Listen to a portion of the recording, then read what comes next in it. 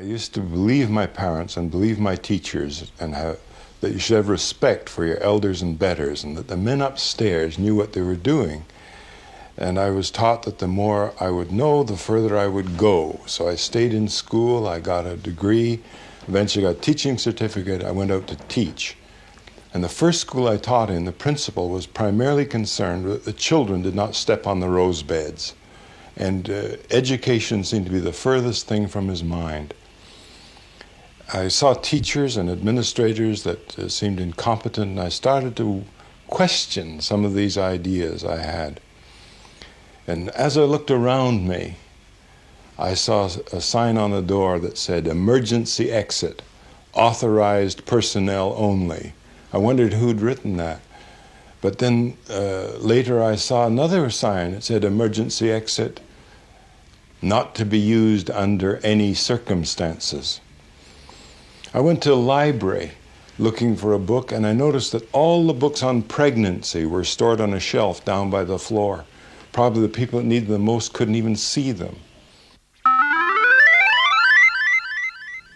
And then as I looked around, I saw that very often competent people, the competent individual, was promoted to something he couldn't do.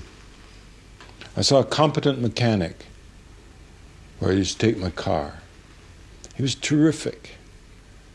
He was very responsible, very precise, knew exactly what he was doing, so they made him foreman. Now he's no longer fixing cars, and he's trying to manage other mechanics.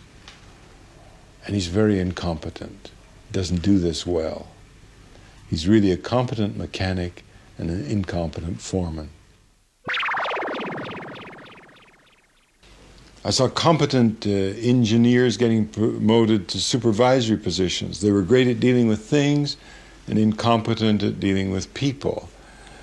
And over again I saw this phenomenon, and I called it the Peter Principle.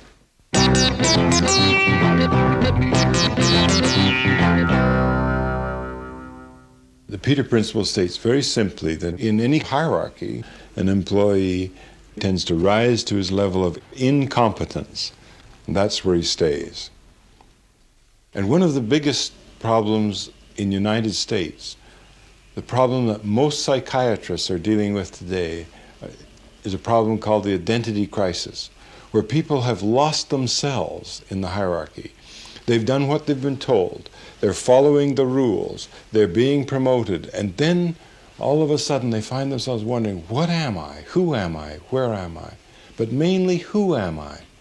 And they're lost in the process of being promoted and trying to conform to what the hierarchy expects.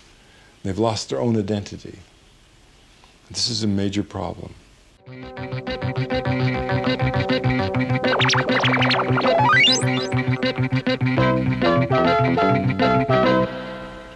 I think I'd like to make it clear that I'm not saying people shouldn't accept promotions. Some people should. Some people enjoy power, enjoy authority, enjoy responsibility. And others find it a burden.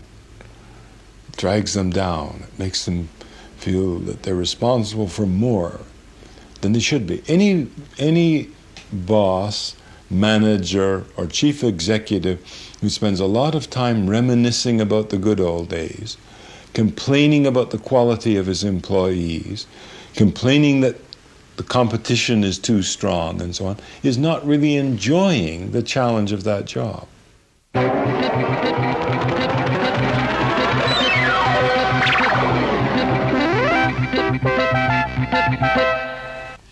Should we go throughout life being conditioned to keep on accepting that next reward, to keep on running like a squirrel in a cage, to keep on striving for that carrot on a stick?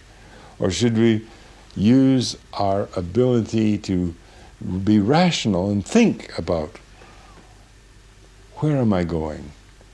What is the purpose of my life? Is reward through promotion the reward for me? Or are there other rewards through other aspects of living? This is the question. I can't answer for you.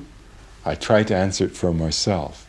Each individual can use his ability, his rational ability, to analyze a situation.